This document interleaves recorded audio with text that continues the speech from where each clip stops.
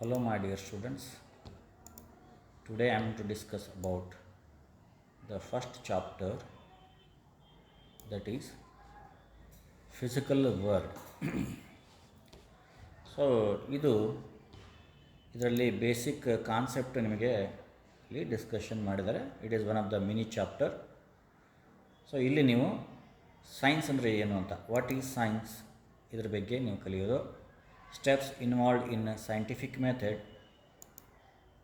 what is physics, scope and experiment of physics, physics and technology and society, fundamental forces in the nature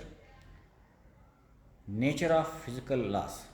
so ಇಷ್ಟು ನೀವು ಈ ಚಾಪ್ಟರ್ನಲ್ಲಿ ಬರ್ತಕ್ಕಂಥದ್ದು ಅಂದರೆ basic ಇರ್ತಕ್ಕಂಥದ್ದು. Main ಅಂದರೆ ಸೈನ್ಸ್ ಅಂದರೆ ಯಾವ ರೀತಿ ಬಂತು, ಫಿಸಿಕ್ಸ್ ಅಂದರೆ ಏನು ಅಂತಕ್ಕಂಥದ್ದು, ಯಾವ ಸ್ಟೆಪ್ಸ್ನಲ್ಲಿ ಉಪಯೋಗ ಮಾಡ್ತಾರೆ ಸೈಂಟಿಫಿಕ್ ಮೆಥಡ್ನಲ್ಲಿ. ಆಮೇಲೆ ಫಿಸಿಕ್ಸ್ ಇದು ಎಷ್ಟು ನೆಸೆಸಿಟಿ ಇದೆ, ಅಥವಾ ಇದ್ರದ್ದು ಸ್ಕೋಪ್ ಏನಿದೆ, ಅಥವಾ ಇದ್ರದ್ದು ಯೂಸಸ್ ಏನಿದೆ ಸೊಸೈಟಿ ಒಳಗೆ, ಅಥವಾ ಟೆಕ್ನಾಲಜಿಯಲ್ಲಿ ಏನಿದೆ. ಆಮೇಲೆ ಫೋರ್ಸಸ್ ಇನ್ ನೇಚರ್ನಲ್ಲಿ ನಿಸರ್ಗದಲ್ಲಿರ್ತಕ್ಕಂಥ ಫೋರ್ಸ್ ಅಂದರೆ ಬಲ, ಅವು ಏನೇನಿದ್ದಾವೆ. ಆಮೇಲೆ ಇಲ್ಲಿ ಫಿಸಿಕಲ್ ಲಾಸ್ಗಳು ಯಾವ ಬರ್ತವೆ ಅಂತಕ್ಕಂಥದ್ದನ್ನು ಸ್ಟಡಿ ಮಾಡೋದು ಈ ಫಿಸಿಕಲ್ ವರ್ಡ್ನಲ್ಲಿ ಬರ್ತಕ್ಕಂಥದ್ದು. Let us start with what is science ಅಂತ ಹೇಳಿ. ಓಕೆ, ಸೊ ಇಲ್ಲಿ the word science originate from the Latin word that is scientia. So ಇದರ ಮೀನಿಂಗ್ ಏನಪ್ಪ ಅಂತಂದರೆ ಟು ನೋ, ಅಂದರೆ ಯಾವುದಾದ್ರೂ ವಿಷಯದ ಬಗ್ಗೆ ನಾವು ತಿಳ್ಕೊಳ್ಳೋದಕ್ಕೆ ನಾವು ಸೈನ್ಸ್ ಅಂತ ಕರಿತೀವಿ. ಸೊ ಅಂದರೆ the knowledge which has gained through observation and experiments when organised systematically is called science. ಅದಕ್ಕೇ ಹೇಳೋದು ಸೈನ್ಸ್ ಅಂದ ತಕ್ಷಣವೇ ಸಿಸ್ಟಮೆಟಿಕ್ ಸ್ಟಡಿ ಅಂತ ಹೇಳ್ತೀವಿ. ಸೊ ಈ ರೀತಿ ಇರೋದಕ್ಕೆ ನಾವು ಸೈನ್ಸ್ ಅಂತ ಹೇಳ್ತೀವಿ. ಸೊ ಇಲ್ಲಿ ಸೈನ್ಸ್ನಲ್ಲಿ we are dealing with the non living things called as the physical sciences. Example physics, chemistry ಇವೆಲ್ಲ ನಿಮಗೆ ನಾನ್ ಲಿವಿಂಗ್ ಸೈನ್ಸ್ನಲ್ಲಿ ಬರುತ್ತೆ. ಇನ್ನೊಂದು ಬರುತ್ತೆ ಲಿವಿಂಗ್ ಥಿಂಗ್ಸ್ ಅಂತ ಹೇಳಿದಾಗ again it is related to the biology. Okay, right. The next point, the word physics. ಈ physics ಅನ್ನುವಂಥ ಒಂದು ಶಬ್ದ ಇದು ಗ್ರೀಕ್ ವರ್ಡ್ಲಿಂದ ಬಂದಿರೋದು, ಫ್ಯೂಸಿಸ್ ಅಂತ ಹೇಳಿ. ಇದನ್ನು FUSIS ಅಂತಲೂ ಬರೀತಾರೆ, ಇದನ್ನು PHUSIS ಅಂತೂ ಬರೀತಾರೆ, ಫ್ಯೂಸಿಸ್. ಓಕೆ, ಫ್ಯೂಸಿಸ್ ಮೀನಿಂಗ್ ಅಂದರೆ ಏನಪ್ಪ ಅಂತ ಹೇಳಿದ್ರೆ it is a nature. So this is introduced by the Aristotle. So according to him, he questioned and sought answers for every phenomena nature could offer. ನೇಚರಲ್ಲಿರ್ತಕ್ಕಂಥದ್ದಕ್ಕೆ ಎಲ್ಲದಕ್ಕೂ ಸಹಿತ ಇಲ್ಲಿ ಆನ್ಸರ್ ಬರುತ್ತೆ. ಸೊ ಹೀಗಾಗಿ ಈ ಫಿಸಿಕ್ಸ್ನಲ್ಲಿ ಈ ನೇಚರ್ ಬಗ್ಗೆ ಸ್ಟಡಿ ಮಾಡೋದಕ್ಕೆ ಅವನು ಫಿಸಿಕ್ಸ್ ಅಂತ ಡೆಫಿನೇಷನ್ ಕೊಟ್ಟಿರೋದು. That is the branch of science which is to study of nature and natural phenomena is called as physics. ಭೌತಶಾಸ್ತ್ರ ಅಂತ ಕರೆಯೋದು ಇಲ್ಲಿ ಕನ್ನಡದಲ್ಲಿ.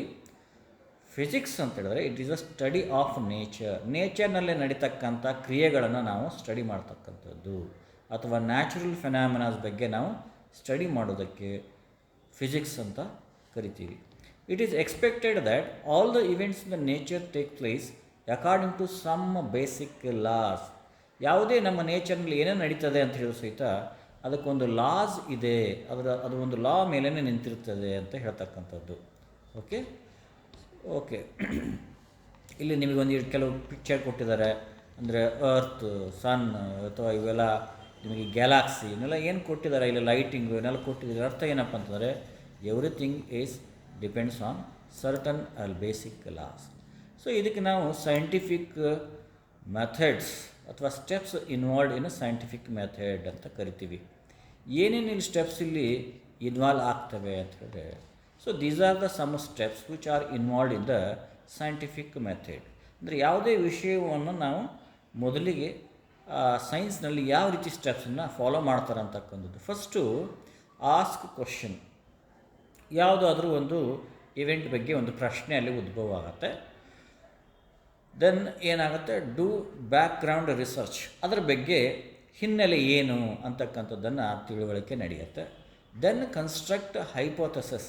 ಸೊ ಅಂದರೆ ಆ ಹಿನ್ನೆಲೆಯನ್ನು ಅರಿತುಕೊಂಡು ಅದರ ಮೇಲೆ ಇವರು ಕೆಲವು ಲಾಸ್ ಅಥವಾ ಥಿಯರಿಯನ್ನು ಕನ್ಸ್ಟ್ರಕ್ಟ್ ಮಾಡ್ತಕ್ಕಂಥದ್ದಕ್ಕೆ ಕನ್ಸ್ಟ್ರಕ್ಟ್ ಹೈಪೋಥಸಿಸ್ ಅಂತ ಕರೀತಾರೆ. ದೆನ್ ಆ ಹೈಪೋಥಸಿಸನ್ನು ಟೆಸ್ಟ್ ಮಾಡ್ತಾರೆ experimentally, is it true or false ಅಂತ ಹೇಳಿ. ಅದಕ್ಕೆ ಇಲ್ಲಿ ಅವನ್ನ ಎಕ್ಸ್ಪೆರಿಮೆಂಟನ್ನು ಟೆಸ್ಟ್ ಮಾಡ್ತಾರೆ. After that testing they are going to analyse the result ಏನಿದೆ ಅದರ ಕನ್ಕ್ಲೂಷನನ್ನು ಮಾಡ್ತಾರೆ. ರಿಸಲ್ಟ್ ಆದಮೇಲೆ ಓಕೆ ಇದು ನಾವು ಈ ರೀತಿ ಫಾಲೋ ಮಾಡಿದ್ವಿ, ಈ ರೀತಿ ಎಕ್ಸ್ಪೆರಿಮೆಂಟ್ ಆದಮೇಲೆ ಅದು ಏನು ಬಂತು ಅಂತಕ್ಕಂಥದ್ದನ್ನು ಇಲ್ಲಿ ಕನ್ಕ್ಲೂಷನ್ ಬರಿಬೇಕಾಗತ್ತೆ.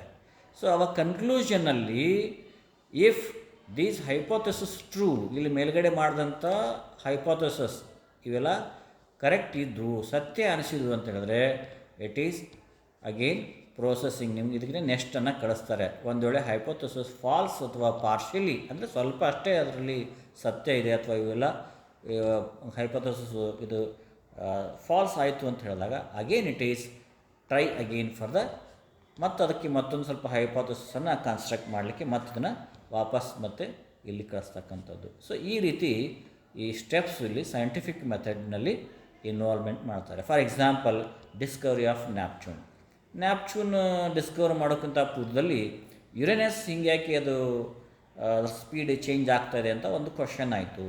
ಕ್ವಶನ್ ಆದಮೇಲೆ ಅಲ್ಲಿ ಅದರ ಹಿನ್ನೆಲೆ ಏನಪ್ಪ ಅಂತ ಹೇಳಿದ್ರೆ ಮೇ ಬಿ ಅಲ್ಲಿ ಇನ್ನೊಂದು ಯಾವುದೋ ಒಂದು ಪ್ಲ್ಯಾನೆಟ್ ಇರ್ಬೋದೇನೋ ಅಥವಾ ಅಂತ ಹೇಳಿ ಅವರು ಒಂದು ರಿಸರ್ಚ್ ಮಾಡಿದರು. ಆಮೇಲೆ ಅಲ್ಲೊಂದು ಹೈಪೋಥೆಸಿಸ್ ಏನು ಮಾಡಿದ್ರಪ್ಪ ಅಂತ ಹೇಳಿದ್ರೆ ಇದು ಸಹಿತ ಒಂದು ಗ್ರಾವಿಟೇಷನಲ್ ಫೋರ್ಸ್ಲಿಂದ ಅದು ಆ ರೀತಿ ವೇರಿಯೇಷನ್ ಆಗ್ತಾಯಿದೆ ಅಂತ ಒಂದು ಹೈಪೋಥೆಸಿಸ್ ಕನ್ಸ್ಟ್ರಕ್ಟ್ ಮಾಡಿದರು. ಆಮೇಲೆ ಅದನ್ನು ಎಕ್ಸ್ಪೆರಿಮೆಂಟ್ ಮಾಡಿದ್ರು, ಅಪ್ಲೈ ಮಾಡಿ ನೋಡಿದ್ರು, ಅದನ್ನು ನೋಡಿದ ಮ್ಯಾಗ ಅನಲೈಸ್ ಮಾಡಿದ್ರು ರಿಸಲ್ಟು, ಇದು ಕರೆಕ್ಟ್ ಇದೆ ಅಂತ ಹೇಳಿ ಕನ್ಕ್ಲೂಷನ್ ಬರೀತಾರೆ. ಆವಾಗ ಅದು ಹೈಪೋಥೆಸಿಸಲ್ಲಿ ಟ್ರೂ ಅಂತ ಆಯಿತು. ಆಮೇಲೆ ಅದನ್ನು ದ್ಯಾಟ್ ಹೈಪೋಥೆಸಿಸ್ ಅಥವಾ what ever results from that experiment is accepted. So ಈ ರೀತಿ ಸ್ಟೆಪ್ಸಲ್ಲಿ ಇಲ್ಲಿ ಉಪಯೋಗ ಮಾಡ್ತಕ್ಕಂಥದ್ದು. ಓಕೆ, ನಾವು we go for the next point. The knowledge of physics accumulated till 1900 is called classical physics that deals with macroscopic phenomena.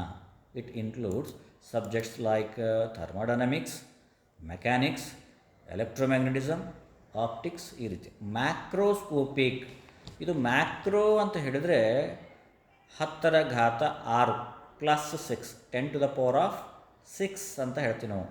10⁻6 ಅಂತ ಹೇಳಿದ್ರೆ ದೊಡ್ಡ ಗಾತ್ರದ್ದು ಆಗತ್ತೆ. ಓಕೆ, ಸೊ ಹೀಗಾಗಿ 1900ಕ್ಕಿಂತ ಮೊದಲಿಗಿರ್ತಕ್ಕಂಥ ಫಿಸಿಕ್ಸನ್ನು ಅದನ್ನು ಕ್ಲಾಸಿಕಲ್ ಫಿಸಿಕ್ಸ್ ಅಂತ ಕರೆದ್ರು. ಅಲ್ಲಿ ನಾವು ಮ್ಯಾಕ್ರೋಸ್ಕೋಪಿಕ್ ಫೆನಾಮಿನಾನ ಡಿಸ್ಕಸ್ ಮಾಡ್ತಾಯಿದ್ವಿ. ಅಲ್ಲಿ ಬರ್ತಕ್ಕಂಥದ್ದು ಇವೆಲ್ಲವು ಮ್ಯಾಕ್ರೋಸ್ಕೋಪಿಕ್ನಲ್ಲಿ ಇದನ್ನು ಹಿಡಿತಾರೆ, ಅಂದರೆ 1900ಕ್ಕಿಂತ ಮೊದಲಿಗೆ.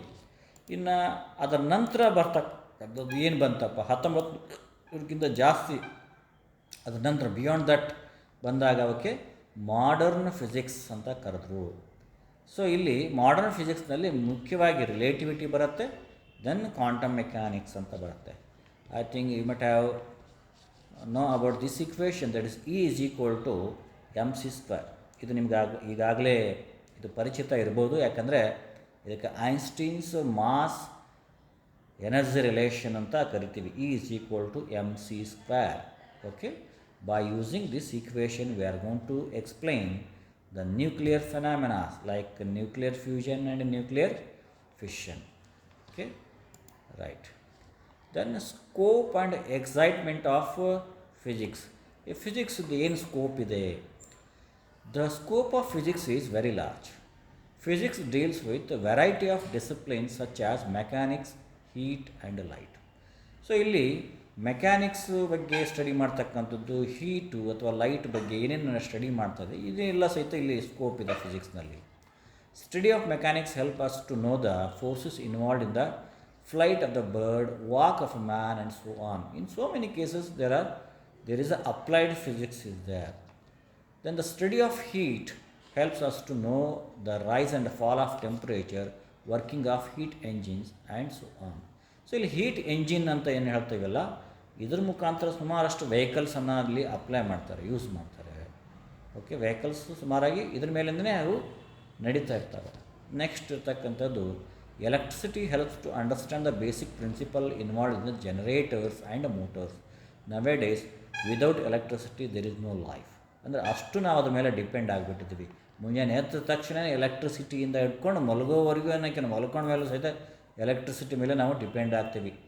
ಅರ್ಥ ಆಯ್ತು ರೀ. ಈವನ್ ಮಲ್ಕೊಂಡ ಮೇಲೂ ಸಪೋಸ್ ಕರೆಂಟ್ ಬರೋ ಶೆಕೆ ಸ್ಟಾರ್ಟ್ ಆಗುತ್ತೆ ನಿಮಗೆ. ಅಂಥ ಪರಿಸ್ಥಿತಿ ಅಂದರೆ 24 hours we are going to depend on the electricity. The electricity is one of the applied physics. Okay, then the discipline of modern physics takes us into the microscopic world of the atoms and electrons. ಇಲ್ಲ microscopic ಅಂತಂದರೆ ಆಗಲ್ಲ ನಾನು ಹೇಳಿದ್ದು macro ಅಂದರೆ 10⁶ +6 ಆಗುತ್ತೆ. Micro MICRO micro ಅಂತ ಹೇಳಿದ್ರೆ ಇದು 10⁻⁻⁶. It is very minute. ಅದಕ್ಕೆ ಮೈಕ್ರೋಸ್ಕೋಪ್ ಅಂತ ಹೇಳ್ತಾರೆ. ಸೂಕ್ಷ್ಮ ಅಂತ ಅಂದರೆ 10⁻⁻⁶ ಆಗುತ್ತೆ. ಸೊ ಹೀಗಾಗಿ ಅಲ್ಲಿ ನಾವು ಆಟಮ್ಸ್ ಮತ್ತು ಎಲೆಕ್ಟ್ರಾನ್ಸ್ ಬಗ್ಗೆ ನಾವು ಸ್ಟಡಿ ಮಾಡಬೇಕಾಗುತ್ತೆ. It is also one of the scope or excitement of the physics. The distribution of charge proposed by the Thomson in his model was tested by the Rutherford in 1909 by using the subatomic projectiles to bombard a large of atoms. These projectiles are called the alpha particles. So ಅವನು ಅಂದರೆ Rutherford ಒಂದು experiment conduct ಮಾಡ್ತಾನೆ, that is alpha ray scattering ಅಂತ ಹೇಳಿ. So ಅದರ ಮೇಲಿಂದ ಅವನು conduct ಮಾಡಿ they are going to find out the nucleus ಬಗ್ಗೆ ಅಲ್ಲಿ ಬರೀತಾನೆ. Nucleus, the central part of the atom is called the nucleus. ಅದ್ರ ಬಗ್ಗೆ ಅವನು ಬರೀತಾನೆ. Rutherford famous for alpha particle scattering is represented in the figure above. A stream of high energy of alpha particle radioactive source is directed at the thin foil. So ಇದು ನಿಮಗೆ experiment ಇದೆ, second PUC ಬರ್ತಕ್ಕಂಥ ಒಂದು experiment. ಅಂದರೆ ಈ experiment ಪ್ರಕಾರ ಅವನು nucleus ಯಾವ ರೀತಿ ಇದೆ ಆಟಮ್ನಲ್ಲಿ ಅಂತಕ್ಕಂಥದ್ದನ್ನು ಅಲ್ಲಿ ಹೇಳ್ತಾನೆ. ಇನ್ನು physics in relation with the science, society and technology, ಯಾವ ರೀತಿ ಇದು ಬೇರೆ ಬೇರೆ ಸಬ್ಜೆಕ್ಟಿಗೂ ಸಹಿತ ಇದು ರಿಲೇಟ್ ಆಗುತ್ತೆ. Among the various disciplines of science, the only discipline which can be regarded as being most fundamental is physics. It has played a role in the development of other discipline. ಅಂದರೆ ಬೇರೆ ಸಬ್ಜೆಕ್ಟ್ಗೂ ಸಹಿತ ಈ physics ಯಾವ ರೀತಿ relate ಆಗುತ್ತೆ ನೋಡೋಣ. ಇಲ್ಲಿ physics relates with chemistry. ಕೆಮಿಸ್ಟ್ರಿಯಲ್ಲಿ ಫಿಸಿಕ್ಸ್ ಯಾವ ರೀತಿ ಇಲ್ಲಿ ರಿಲೇಟ್ ಮಾಡುತ್ತೆ, ಎಷ್ಟು ಉಪಯೋಗ ಇದೆ. The study of structure of atom, radioactivity, X-ray, diffraction, etc. in physics has enables chemists to rearrange the elements in the periodic table and to have a better understanding of chemical bonding and complex chemical structure. Chemical bonding, chemical structure ಅಥವಾ periodic ಟೇಬಲ್ನಲ್ಲಿ ಸಹಿತ ನೀವು study ಮಾಡಬೇಕಾಗಿತ್ತಂದರೆ so the physics is so much relates with the chemistry. Physics is relates with the biological science. ಯಾವುದಕ್ಕೆ? Optical microscopes developed in the physics are extensively used in the study of biological samples. ಅಂದರೆ ಈಗ microscope ಅಂತ ಏನು ready ಆಗ್ತಾವಲ್ಲ ಅದು applied physics. By using those microscope ನೀವು ಬಯಾಲಜಿಯಲ್ಲಿ ಅದನ್ನು ಸೂಕ್ಷ್ಮ ಕಣಗಳನ್ನು ನೋಡಲಿಕ್ಕೆ ಸಹಿತ ಅದನ್ನು ಯೂಸ್ ಮಾಡ್ತಾರೆ. ಆಮೇಗೇನು it is the electron microscope ಅಂತ ಇದ್ದಾವೆ, ಎಕ್ಸ್ರೇಸ್ ಅಂತ ಇದ್ದಾವೆ, ರೇಡಿಯೋ ಐಸೋಟೋಪ್ಸ್ ಅಂತ. These are all used in medical sciences. Nowadays we are also using the scanners. ಈಗ MRI ಸ್ಕ್ಯಾನ್ ಅಂತ ಹೇಳ್ತೀವಿ, MRI ಸ್ಕ್ಯಾನ್. ಓಕೆ, ಇವೆಲ್ಲವೂ ಸಹಿತ ಫಿಸಿಕ್ಸ್ನಲ್ಲಿ ಬರ್ತಕ್ಕಂಥದ್ದು. ಇನ್ನು ಫಿಸಿಕ್ಸ್ ರಿಲೇಟ್ ಟು